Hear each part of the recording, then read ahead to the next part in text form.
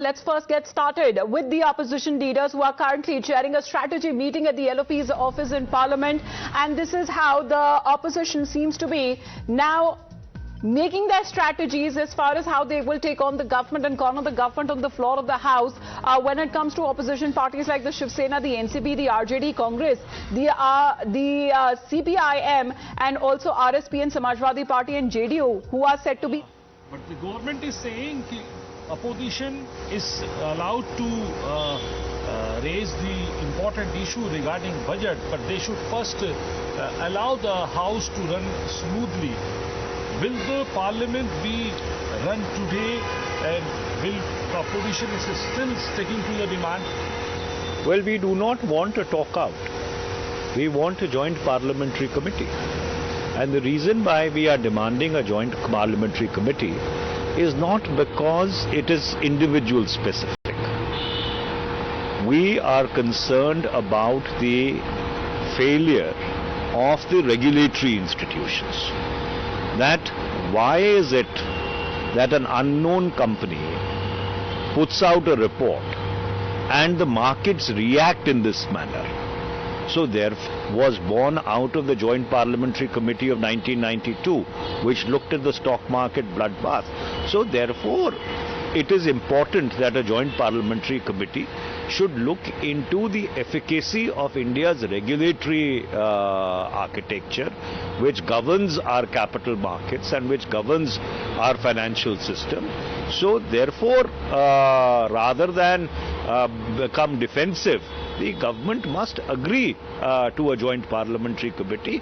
This is the rationale of a joint parliamentary committee. But sir, at the same time, the finance minister is today talking to the BJP MPs and the ministers of parliament right now, and telling them about the features and the highlights of the union budget presented just 2 days ago. Well, markets are always a very good indicator of how people are reacting to the budget.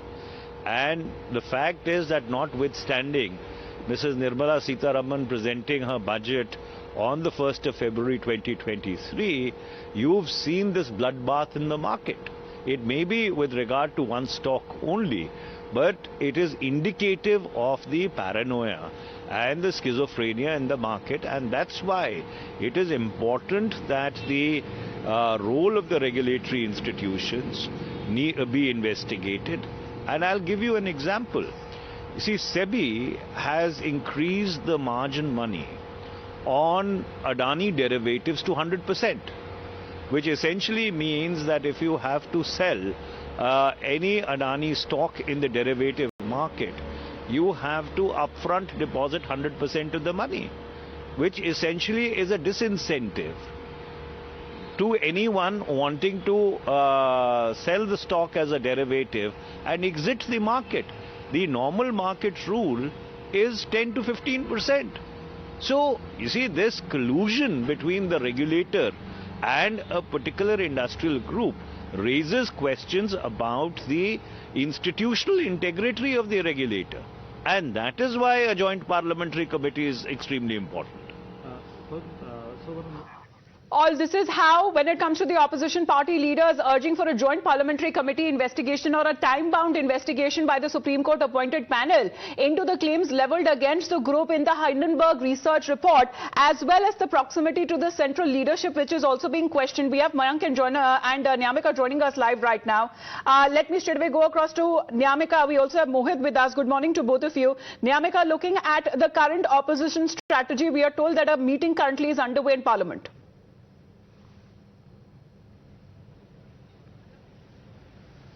Well, absolutely. The opposition parties are holding a meeting in the office of LOP Rajya Sabha Mallikarjun Kharge, and they are preparing a strategy to raise a demand for discussion on this entire row of the Adani group. As yesterday also we have seen that the ruckus was being created on the part of the opposition party leaders, and today also it has been decided, as per the information which we are getting from our sources, that this demand will once again be raised by the opposition leaders within the parliament, and if they will not get get allowed to hold any kind of discussion on this entire matter, then there will be a protest by the opposition leaders inside the parliament. And yesterday also we have seen that all these opposition leaders held a press conference at Vijay Chowk, and they had raised a demand that there should be a proper investigation that took place on this entire matter, either by constituting a joint parliamentary committee or under the supervision of Chief Justice of India.